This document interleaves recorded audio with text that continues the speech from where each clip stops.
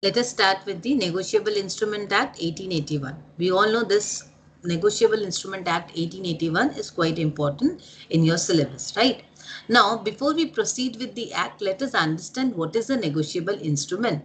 First of all, we should know what is a negotiable instrument. See, we do business transactions. Normally, either we do a cash transaction, that means we buy or sell goods on cash basis, or we buy or sell on a credit basis. Normally, we used to have a cash basis transaction, then there's no issue because I'm paying you cash and you're giving me a service or you're giving me a product. So the transaction will complete once you make the payment in cash. So there's no use of negotiable instrument. Fine. But for a credit transaction, suppose I buy goods on a credit basis. Now this credit period can be from 1 day to 1 year, 2 years, whatever. The credit period can extend because we used to buy home on a loan basis, home loan basis. So definitely there has to be certain assurance for the seller. On the part of the seller should be assured that yes, he will get the payment. So there is a responsibility from the buyer end that he will assure the seller by giving certain instruments in writing which will assure the seller, yes, that I will get the payment. See, normally if I am selling something, मैं अगर कुछ sell कर रही हूँ तो मुझे भी तो एक लगेगा ना that I should receive the payment. I am selling you on credit terms, but now because we know that verbal commitments are not that effective, people can make a bridge, so there's no use of making verbal commitments, and verbal agreements are even not considered to be a contract. आप अगर law में, in the eye of law, verbal contracts are not effective, verbal agreements are not effective and not considered as contractive.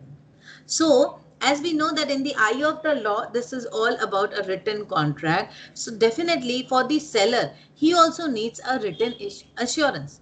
मैं एक seller हूँ तो मुझे भी एक एश्योरेंस चाहिए कि भाई मेरे पास लिखित कुछ होना चाहिए. Suppose Somen told me कि ma'am, I will make you the payment after 2 months. Now after 2 months he will make the payment, then how will I be assured? मैं उसको क्यों सारे सामान बेच दूं, मैं अपने प्रोडक्ट क्यों उसको दे दूं? Because he will be enjoying the service and now he will make the payment after 2 months. And I don't know so many, there's no assurance as well. So this way the business transaction will get hampered. I will lose consumers, I will lose my customers, right? So this negotiable instruments has been evolved up. During this, merchants only come up with this negotiable instruments as a very good initiative to safeguard the interest of the seller. That means I will get more and more customers. I, because I can pay in on credit, on cash basis, both way, and I be assured of the payment as well. So दोनों चीजें यहाँ पर हमको मिल रही है कि मुझे payment भी मिल जा रही है और मेरा एक एश्योरेंस भी हो जा रहा है कि नहीं, मैं सेल कर सकती हूँ क्रेडिट में. Because previously what we used to do, we would have sold on credit only to people whom I know, and that two people used to have a bridge on that. They used to have a bridge on whatever they have committed, right तो bridge of commitments होते ही थे, bridge of agreements होते ही थे. तो इसके कारण negotiable instruments come. तो negotiable instruments are actually a written instrument. तो ये आप लोग को समझ में आ गया कि नेगोशिएबल इंस्ट्रूमेंट्स क्या है. Negotiable instruments are written instruments. वो रिटन एक फॉर्मेट में एक बायर ने अपने सेलर को दिया है एक assurance that I will make the payment. So this is used mainly for assurance of a payment and also for a credit. Credit को वो लेने के लिए, क्रेडिट को लेने के लिए और एक गारंटी देने के लिए सेलर को नेगोशिएबल इंस्ट्रूमेंट्स को हम यूज करते हैं. Right now let us move to the negotiable instrument act 1881. Fine, this is the chapter 2, chapter 1, chapter 2. This is just the starting, that is the content is there. Let us move to the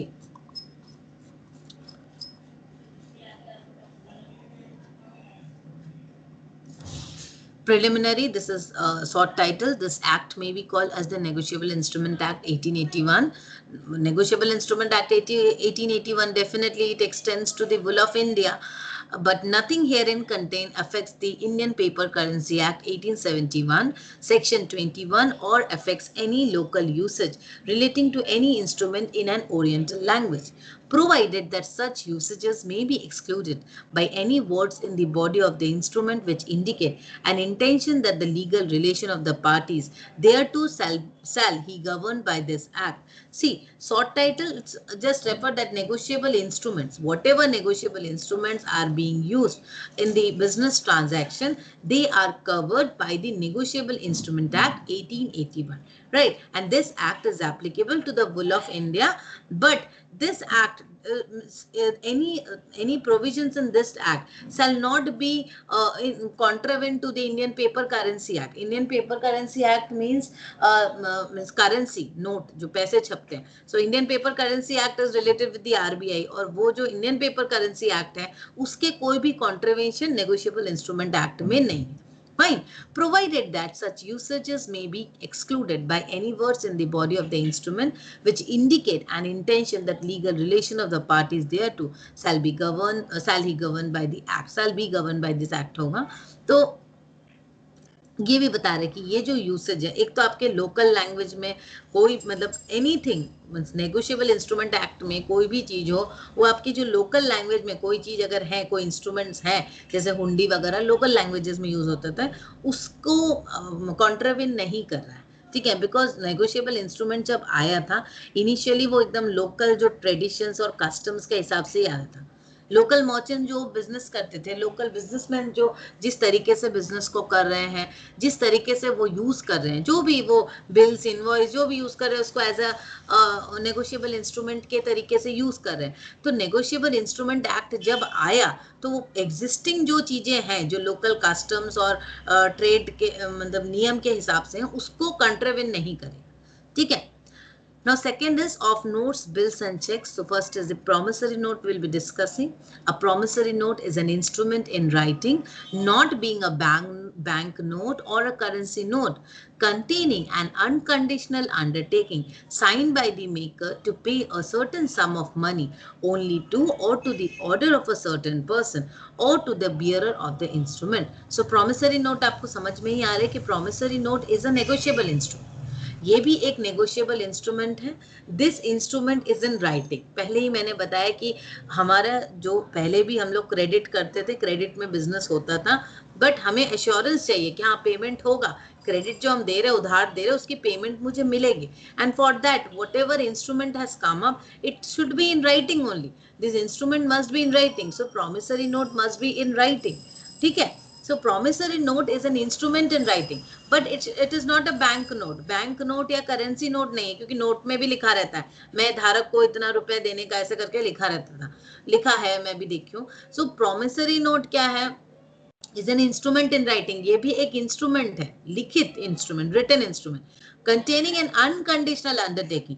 यहाँ पे एक unconditional undertaking है, like मैं एक undertaking ले रही हूँ, signed by the maker. Suppose मैं बना रही हूँ एक promissory note, तो I am the maker, मैं उसको sign कर रही हूँ और उसमें एक unconditional undertaking है, मैं उसकी एक जिम्मेदारी ले रही हूँ कि मैं इतना रुपया आपको पेमेंट करूंगी to a certain person, maybe so and so, Mr. X, Mr. Y, whatever, or to the bearer of the instrument. या तो वो इंस्ट्रूमेंट जिसके हाथ में रहेगा, या तो किसी के नाम का लिखा रहेगा कि मैं मिस्टर एक्स को इतना रुपया दूंगी, तो मैंने बनाया है, मैंने उसको साइन किया है, तो मेरी रिस्पॉन्सिबिलिटी है इतना रुपया उसको इस तारीख को पेमेंट करूंगी. या तो किसी के हाथ में, जिसके हाथ में भी वो प्रॉमिसरी नोट रहेगा उसको मैं पेमेंट करूंगी. Promissory note is that an instrument, is written instrument. अब देखो, a science instrument in the following term, जैसे कोई भी हो सकता है. I promise to pay B और order ₹500. I acknowledge myself to be indebted to B in ₹1,000 to be paid on demand for value received.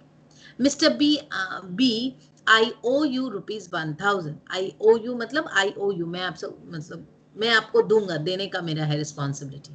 I promise to pay B ₹500 and all other sums which shall be due to him. I promise to pay B ₹500, first deducting thereout any money which he may owe me. So this is this clear? Means promissory note clear हुआ आप लोगों को?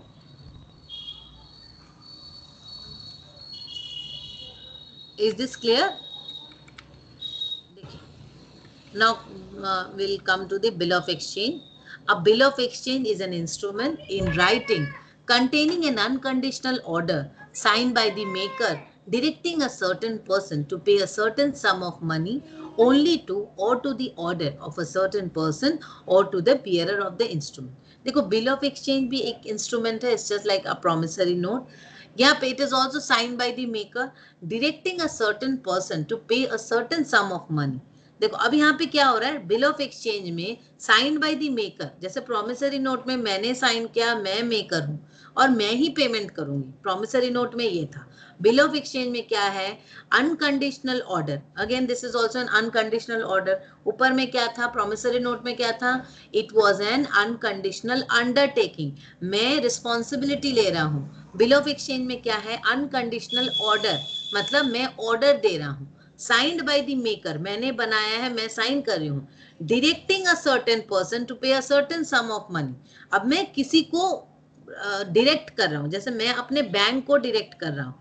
Directing a certain person, मैंने अपने bank manager को direct किया to pay a certain sum of money only to और to order of a certain person और to the bearer of the instrument. तो बिल ऑफ एक्सचेंज में क्या हो गया, मैंने एक बिल ऑफ एक्सचेंज बनाया, मैंने उसको दिया और मैंने ऑर्डर किसको दिया, अपने बैंकर को ऑर्डर दिया या अपने मैनेजर को, किसी को भी ऑर्डर दिया कि आप पेमेंट करो मिस्टर एक्स को, या मिस्टर एक्स ने किसी को अगर वो बिल ऑफ एक्सचेंज दिया है तो उसको पेमेंट करो, या जो भी इसको अपने हाथ में लेकर आपके पास जाएगा उसको आप पेमेंट करो.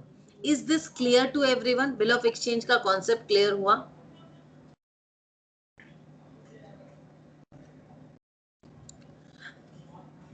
प्रॉमिसरी नोट और बिल ऑफ एक्सचेंज में जो बेसिक डिफरेंस है, is this clear?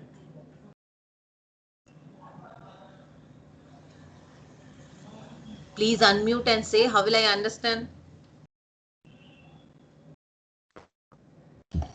Ma'am promissory নোটে নিজেই মেকার নিজেই সাইন করছে, আর বিল অফ এক্সচেঞ্জে মানে ব্যাংকে দিয়ে করাতে হয়, মানে মানিটা পাওয়ার জন্য. না না না না, সাপোজ আমি তোমার থেকে কি বলবো, আমি তোমাকে পেমেন্ট করব, ঠিক আছে, এবার আমি তোমাকে পেমেন্ট করব, আমি একটা বিল অফ এক্সচেঞ্জ বানিয়েছি, ঠিক আছে, আমি ওকে সাইন করব, সাইনটা তো আমিই করে তোমাকে দিয়েছি. এবার পেমেন্টটা কে করবে, তোমার, তুমি তো বিল অফ এক্সচেঞ্জটা পেয়ে গেছো, তোমার হাতে বিল অফ এক্সচেঞ্জ, তুমি বলবে ম্যাম তো আমাকে বিল অফ এক্সচেঞ্জ দিয়ে দিয়েছে, it means that I will get the payment. But promissory note হলে কি হতো, তুমি আমার কাছে আসতে আর আমি তোমাকে পেমেন্টটা করে দিতাম. But in case of bill of exchange তুমি, আমি কি করব, আমি তো মেকার, আমি বানিয়ে সাইন করে তোমার হাতে দিয়ে দিয়েছি, কিন্তু ওর মধ্যে একটা অর্ডার লেখা আছে, ওই অর্ডারটা কাকে কে পেমেন্ট করবে, কাকে পেমেন্ট করবে, পেমেন্টটা করবে আমার ব্যাংক, আমি ব্যাংককে বলে দিচ্ছি, ওই বিল অফ এক্সচেঞ্জে অর্ডারটা লেখা থাকবে কি, মানে ব্যাংক তোমাকে পেমেন্ট করবে, বা তুমি যদি কাউকে দিয়ে দাও ওকে পেমেন্ট করবে, বা বিয়ারার অফ দ্য ইনস্ট্রুমেন্ট, এটা হতে পারে. দের আর 3 পেই, তিনজনকে এই পেমেন্টটা ব্যাংক করতে পারে, ঠিক আছে. তো I am directing a certain person, আমি ডিরেক্ট করছি কাউকে পেমেন্ট করার জন্য, ও তোমাকে পেমেন্ট করবে. সাপোজ আমি ব্যাংকে বললাম কি তুমি, আমি ওই বিল অফ এক্সচেঞ্জে লিখে দিয়েছি that bank will pay or mister X will pay to কৌস্তভি this much amount or to the bearer of the instrument or to a certain person. Suppose পেমেন্টটা তুমি রিসিভ করলে, তাহলে ব্যাংকের কাছে গেলে ব্যাংক তোমাকে পেমেন্ট করে দিল, because I have written in the bill of exchange to, that is directing a certain person. I have directed, আমি তো বায়ার, আমি এই বিল অফ এক্সচেঞ্জটা বানিয়েছি, I am directing a certain person, আমি ডিরেক্ট করছি to pay you, ঠিক আছে, তো you can get the payment. এবার তুমি কি করতে পারো, তুমিও এই বিলটা কাউকে দিয়ে দিলে, suppose you endorse it to someone else, তোমারও কার কাছে ধার আছে, তুমি ওটা দিয়ে দিলে. Now he can also claim the payment from the bank or from some person whoever name has been written, or the bearer of the instrument, anyone can be the bearer, he can also take the payment. So यहाँ पे payee जो है, payee can be anyone, order of a person, order of a cert, like ऊपर में भी था mister X और to the bearer of the instrument, कोई भी हो सकता है, बिल ऑफ एक्सचेंज में भी यही है. बट यहाँ पर क्या है, इट इज अनकंडीशनल ऑर्डर, ऊपर में क्या था, अनकंडीशनल अंडरटेकिंग. प्रोमिसरी नोट में क्या था, it was an unconditional undertaking, मतलब मैं जिम्मेदारी ले रही हूँ, अनकंडीशनल अंडरटेकिंग, मेरी अनकंडीशनल जिम्मेदारी है टू पे यू.